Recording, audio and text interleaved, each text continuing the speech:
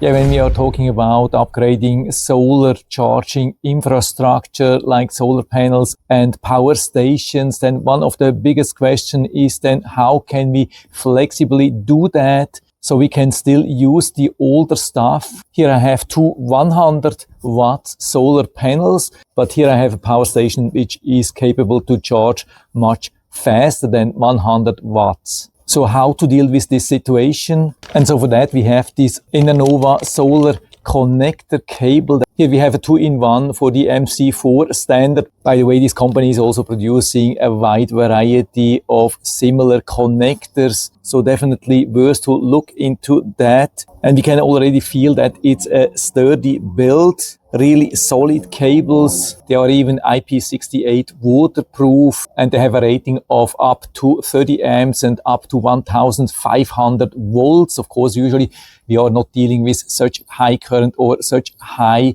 voltage here, but you can see how powerful this cable is. The wires are also UV protected and they are of course plug and play, so we don't need any other tools. And we have also these nice red and black colors which are standard for MC4, very easy to connect. So we connect red to red here towards the power station and black to black. And then for example we connect the inner pair here to the solar panel on this side, red and black, and the outer pair here to this solar panel on this side, also black to black and red to red. And so I can see now a charge of 166 watts, while if I had just attached this one here, it would be 80 watts, this one here also around 80 watts, but together I can feed more than 160 watts directly into this power station. Absolutely